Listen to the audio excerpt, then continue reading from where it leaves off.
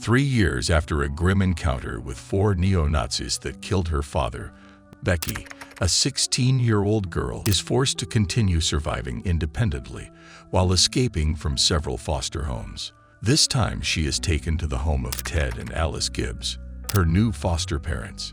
She and her loyal dog Diego get welcomed by the couple, and she is undoubtedly treated as their own.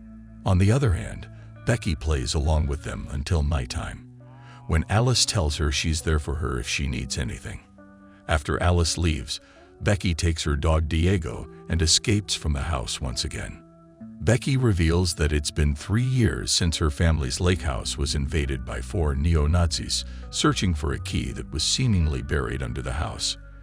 During the invasion, her father got wasted, but Becky got her satisfactory revenge and stole the key. Becky now lives with an elderly woman named Alina. Alina is known for picking up hitchhikers, one of which turned out to be Becky, and the two have grown to like each other and care for one another.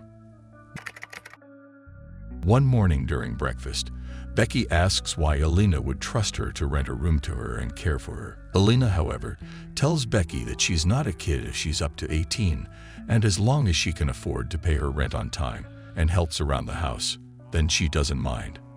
But it turns out that Becky lied about being 18. She's actually 16, but Alina doesn't know that though. Even though Becky has Alina around the house, she still finds it difficult to sleep at night. It's also revealed that she lost her mom to cancer. And ever since her big revenge on the neo-Nazis, she hasn't resulted in violence in a long while. But that doesn't stop her from having dark thoughts occasionally. One day, while at work, she gets annoyed by a customer who called her sweetheart and immediately imagines doing horrid things to the man. However, she can hold back instead of attacking the man as she imagined. That evening, Becky is playing a board game with Alina when a news bulletin on the radio alarms the public about an extremist group called the Noble Men.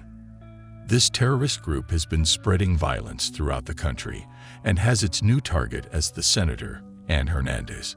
The police have been monitoring their activities for months and sense that their next attack could be at an upcoming town hall event in Fillmore a few days from now. The next day, Noble Men members Anthony, DJ, and Sean visit Becky's workplace. Anthony and DJ harass Becky by commenting disrespectfully about her mother and telling her that Becky is a stripper name. Sean, on the other hand, tries to calm them down. Later, after getting a table, the guys start talking about their hatred for Senator Hernandez. They also reveal receiving directives from their mystery leader named Daryl. Throughout the discussion, Sean keeps expressing his discomfort towards everything, but Anthony and DJ call them out for being cowardly. While they're at it, Anthony disrespectfully orders Becky to bring them coffee. As Becky arrives with the coffee, she reveals that while she may like to fantasize about what she'd do to people who make her mad, she's doing that no more. And with that, she spills Anthony's hot coffee all over him. After Becky closes work, she heads home immediately. However, Anthony, still in a rage, spots her and decides to follow her just to scare her a little bit. That night, while Becky is examining the so-called key her dad was taken away from her for, she hears something break from downstairs and quickly goes to investigate. As she looks around for what could have caused the noise, Anthony sneaks up on her trying to suffocate her. To save herself, she headbutts him, breaking his nose. Diego then shows up and tries to save Becky, but gets attacked by DJ with a baseball bat. Before Becky can retaliate, she finds herself at gunpoint by DJ. Sean then reminds them that they came only to scare her a little. Anthony, however, doesn't care anymore and tries to act on his own accord when thankfully, Alina shows up with a gun. She tells Becky not to move, orders DJ to put his gun down and asks them to leave her home. DJ does as he's told to, but ego-driven Anthony takes out his gun and delivers a fatal shot to Alina. Becky is unable to scream out as memories of her past pain rush into her head. She tries to fight back, but gets knocked out by Anthony. The following morning, Becky wakes up to realize that she has lost the one person she cares about, and that Diego has gone missing. Meanwhile, Anthony, DJ, and Sean arrive at the property of the founder of the noblemen, Daryl. Since they're meeting Daryl for the first time, Anthony warns Sean and DJ to keep shut about what happened at Becky's house. Sean, however, refuses to comply, but Anthony immediately threatens him, leaving him with no choice but to go with them. Back in Becky's house, she gives Elena a proper burial, and in a fit of rage and thirst for revenge, Becky prepares herself for two insane missions: getting revenge for Elena and finding her lovely companion, Diego. After grabbing all the equipment she needs and gearing herself up, she sets out to find Daryl, whose name she overheard from Anthony, DJ, and Sean during their conversation in the diner. Becky's search narrows down to two individuals named Daryl in town. She visits the first home to find a weird sight of a frail old lady relying on oxygen, but still remembers to pop a smoke. This is obviously not who Becky's looking for, so she quickly scrams out of the place. She heads for the house of the second Daryl, and it turns out to be the exact location where Anthony and the guys had arrived earlier. Meanwhile, Daryl and his associate Twig are having lunch with the trip and trying to get along. But Sean expresses his uneasiness unintentionally. Daryl is then prompted to confront Sean to know if everything is all right. But Anthony interrupts, saying that they're just tired from a long drive. Daryl also asks why they have a dog caged instead of roaming free, revealing Diego. Anthony then lies that Diego belongs to him and is locked up because he had an ugly encounter not quite long, which could get him worked up or, according to DJ, possibly eat them. Sean then excuses himself from the table, creating a tension that Daryl immediately catches on to. Meanwhile, Becky has been monitoring them from outside the house. She finds a room with an open window and sneaks in only to hit the jackpot. Inside the room, she finds all evidence linking the noblemen. She also finds their plans of initiating an armed insurrection against the senator the next day. After taking photo evidence of everything, she hears voices approaching the room. Quickly, Becky hides under the sofa as Daryl enters with Sean. To ease Sean's tension and behavior, Daryl shares a horror story about his time in Iraq and how he had to single-handedly eliminate his comrade for the sake of a mission.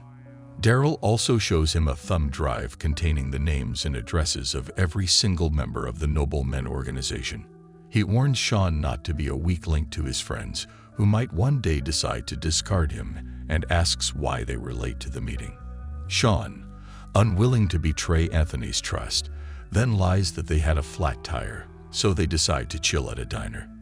Afterwards, the duo exits the room, allowing Becky to come out and sneak a peek at the flash drive's content. For more evidence, Becky grabs the drive and runs to a nearby barn on the property. Inside the barn, Becky finds out that it is filled with weapons from forearms to grenades to crossbows. A bit later, while Daryl and the guys raise a toast to the next day, they are interrupted by someone at the door. Daryl goes to check but finds no one there. Instead, he finds a cell phone ringing. The caller ID, Becky. Daryl then returns to the house to tell the guys about it when he suspects Anthony and co. are not telling him the truth. Sean tries to tell Daryl, but the other two quickly interrupt, saying Becky is here because the dog belongs to her. Daryl then takes the call, and Becky warns them about crossing her even though they think she's just a kid. DJ finds her threats funny, but Daryl and Twig don't. I mean, no sane little girl will call a terrorist group to give them a warning. Daryl then asks Anthony to go and return her dog ASAP. Daryl goes out to check and eventually finds Becky. He threatens to kill her but can't pull the trigger for fear of what Daryl might do. Unfortunately for him, he's right where Becky wants him to be. As he takes a step towards Becky, he falls right into Becky's trap. Becky then places him at gunpoint, but decides to take his life with an even more gruesome method.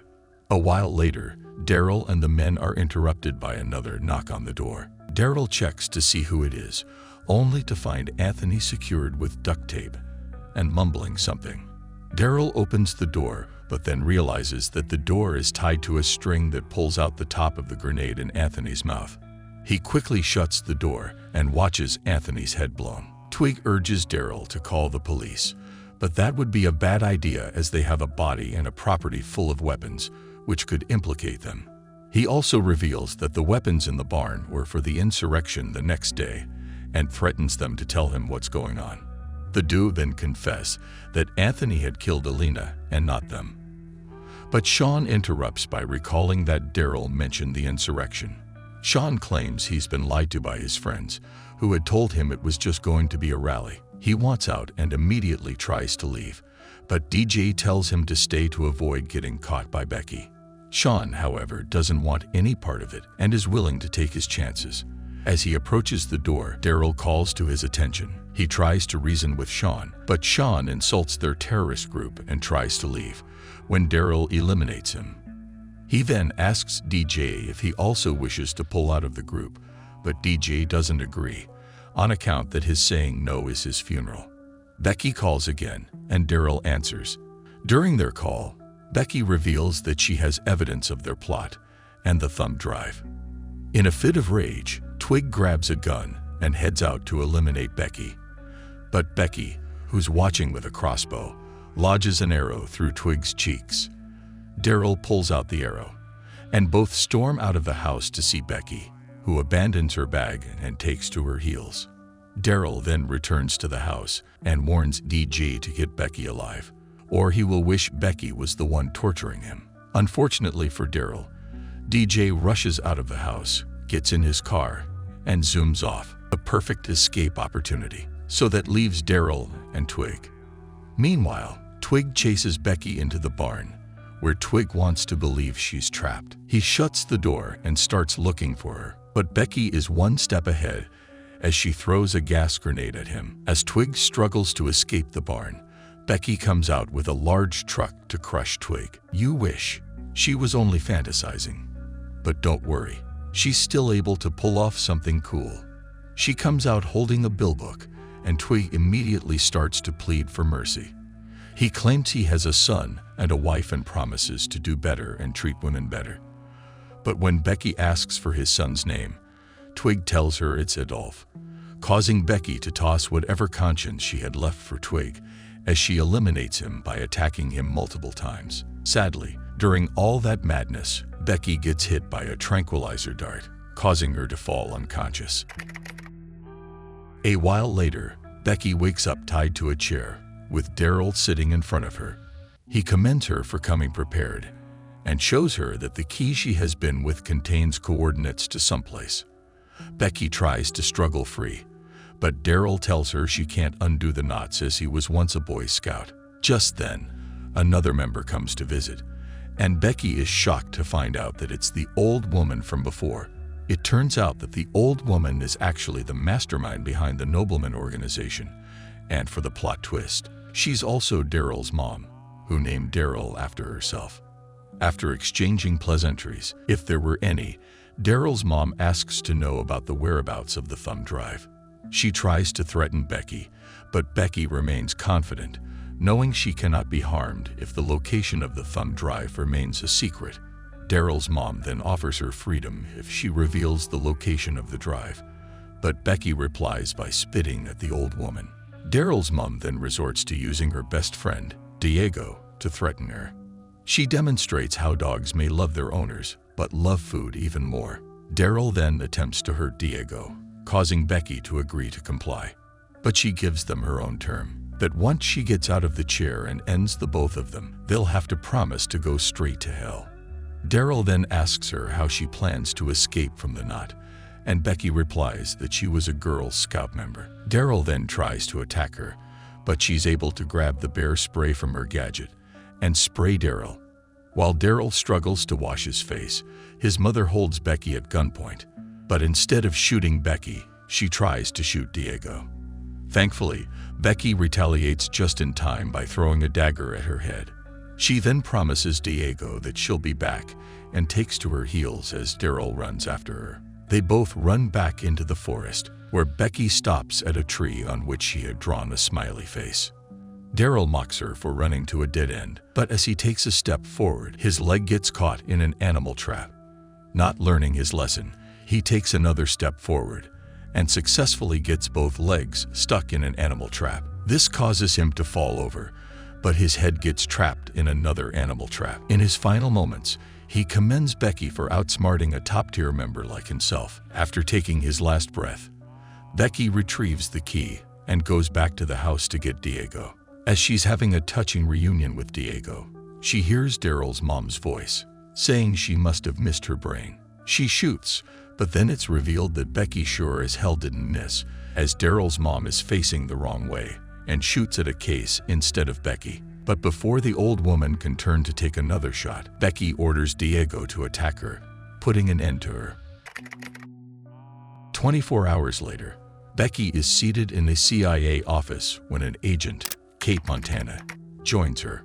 Kate tells her about the content of the thumb drive and is still in disbelief that a 16-year-old girl pulled all that off. Becky then tells her that one person escaped, and Kate tells her they know it's DJ and will find him. Seeing that Becky is indeed brave and intelligent enough, she tells Becky that she has 2 questions for her, and she'll only get to hear the second question if she answers yes to the first.